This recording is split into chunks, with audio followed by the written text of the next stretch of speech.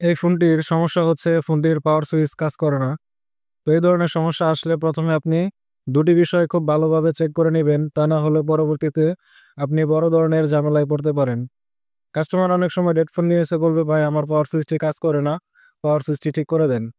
তখন আপনি ফোনটিকে চেক না করে যদি ফোনটিকে খুলে ফেলেন এবং পাওয়ার সুইচ চেঞ্জ করে দেন, তারপর ফোনটি চালু না হলে কাস্টমার বলবে, "ভাই আমার ফোন তো ঠিকই ছিল, শুধু পাওয়ার সুইচ সমস্যা ছিল।" তারপর আপনি যদি বুঝেও যান যে আসলে ফোনটি আগে থেকেই ডেড ছিল, কিন্তু কোনো কাজ হবে না কারণ কাস্টমার তখন আপনাকে বিপদে ফেলবে। তাই প্রথমত আপনি একবার ফোনটিকে চার্জে লাগিয়ে দেখবেন যে আসলে ফোনটি চালু আছে কিনা। দ্বিতীয়ত যে বিষয়টা আপনাকে চেক করতে হবে সেটা হচ্ছে অনেক সময় বোর্ডের লাইন থেকেও কিন্তু লাইনটা মিসিং হয়, যার কারণে পাওয়ার সুইচ কাজ করে না। তাই আপনি একবার বোর্ডের লাইনটা চেক করে সিউর হবেন যে এটা ঠিক আছে কিনা। এরপর যদি এটা নষ্ট থাকে তাহলে অবশ্যই আগে থেকে কাস্টমারকে জানাবেন। তা না হলে কাস্টমার বলবে, "আগে আমার সুইচ নষ্ট ছিল, এখন আপনি সুইচ ঠিক করার পর বোর্ডও নষ্ট।"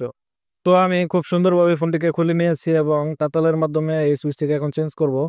তাতালে যথেষ্ট পরিমাণ হিট থাকতে হবে এবং তাতালটিকে সম্ভব হলে একটি স্ট্যান্ডের মাধ্যমে আটকে নিবেন, তাহলে আপনি কাজ করে সুবিধা পাবেন।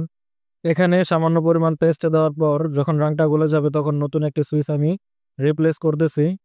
সামান্য পরিমাণ নরমাল পেস্ট ইউজ করলে রাংটা অনেক সুন্দরভাবে গলে যায়।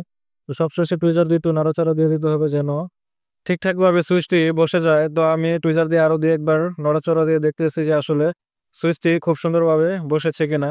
তো আমাদের কাজ শেষ। এখন আমরা ফোনটিকে খুব সুন্দরভাবে ফিটিংস করব। এখন আমি বডিতে আঠা লাগিয়ে দিয়েছি যেন সুইচটি বসানোর পর নড়াচড়া না করে। এরপর সুইচটিকে বডির সাথে খুব সুন্দরভাবে বসিয়ে নিলাম। এখন আমি বডিতে মাদারবোর্ড ফিটিংস করব এবং অন্যান্য যে লাইনগুলো আছে সেগুলো খুব সুন্দরভাবে কানেকশন করে দিব। তো এই ধরনের কাজ করতে গিয়ে আপনি যদি কখনো কাস্টমারের সাথে ঝামেলায় পড়ে থাকেন, তাহলে অবশ্যই একটি কমেন্ট করে জানাতে পারেন।